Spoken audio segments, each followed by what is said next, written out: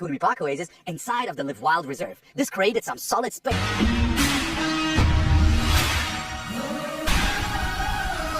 We're going to do a quick checkup on the old lion camp to make sure everything is cheetah safe and solid for them, and then we're going to relocate them.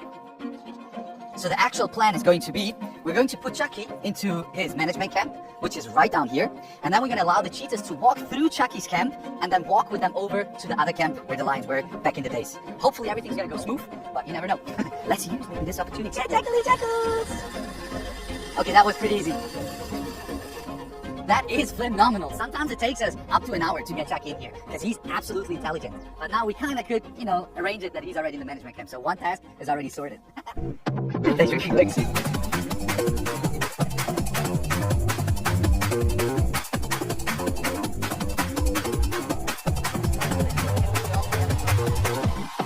Alright, the camp is ready. Now it's about to go to the food station, cut some meat pieces, because in case, they just want to go left and right and explore a little bit something else instead of going into the camp, we can just lure them with meat pieces into the right direction. That's what we're doing right now.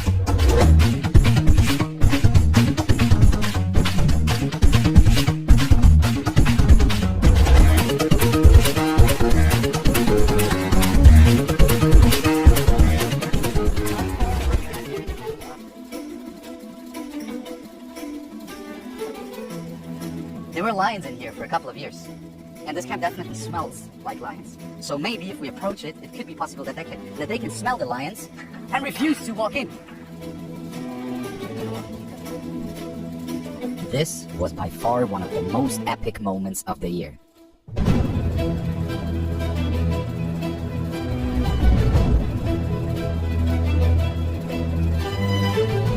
They definitely knew something special is happening. They're actually smelling Chucky, and that's why they feel a little bit uncomfortable, because spotted hyenas are natural enemies of cheetahs. They fight in the wild, so they can smell Chucky because we're literally walking through Chucky's camp. Their body language tells us everything. I mean, they do have to have a strong sense for danger. Out there in the wilds, they have a lot of natural enemies, such as lions, hyenas, or leopards. The meat pieces help us to keep their focus in only one direction.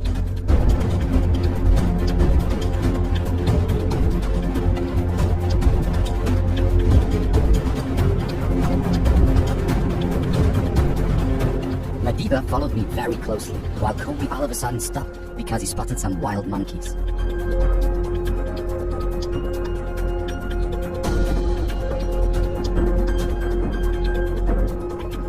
That's cool, that's gonna be a new home. How cool is that? We just relocated them without any anesthetics, without any vets, without any stress, without any pain or anything like that. No bad vibes. We're literally easygoing walking into this camp.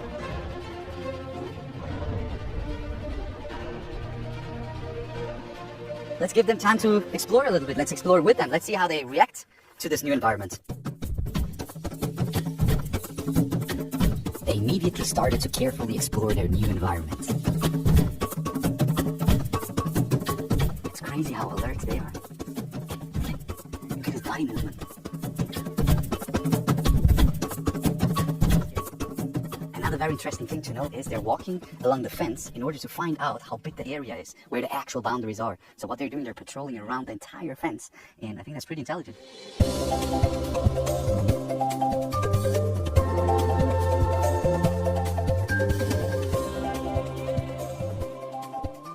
It's so crazy to think that they're somewhere in here, but you can absolutely not spot a single one of them.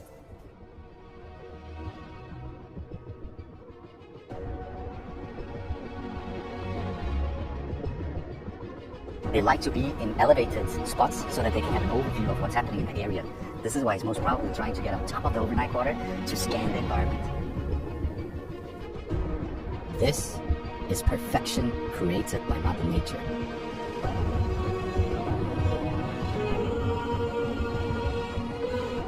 Now, another very interesting fact about them is even though they're super successful hunters, they're not at the top of the food chain. Their body language shows us that they're very insecure in this new environment. That's because they can smell the lions, maybe there is hyenas around, maybe there is leopards around, and they're all natural enemies to them.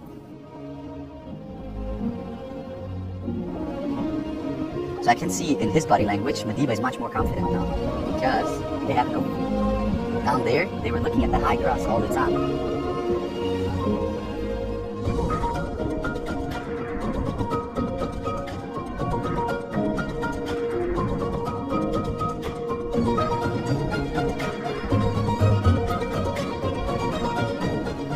Alright guys, I also got the trust of Kobe, which was the most important thing for me now.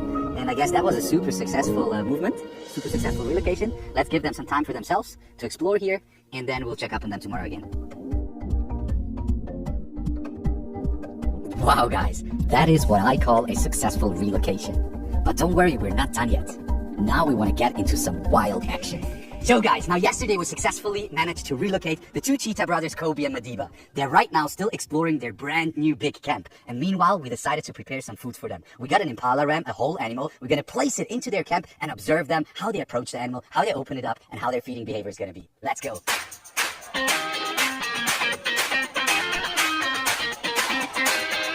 So, this is the full impala ram which we got here. We just placed it. I'm going to drive away with the car.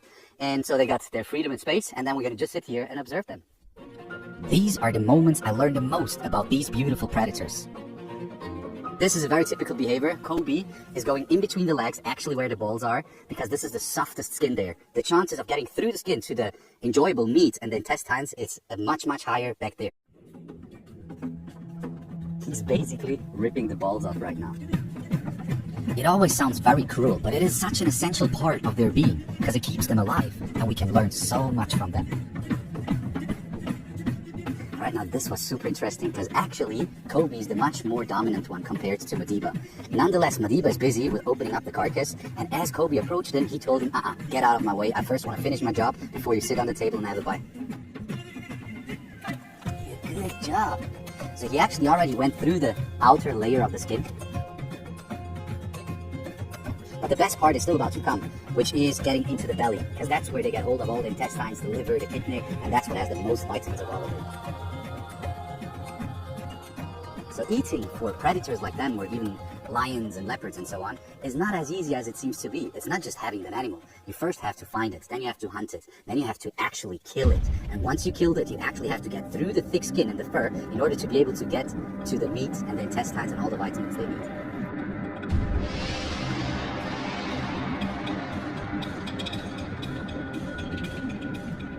Overall, I think it's a safe one to say that Kobe and Madiba are striving in their new environment. We even spotted them hunting down some rabbits and other smaller animals living in that same environment, which is a huge stimulation for their senses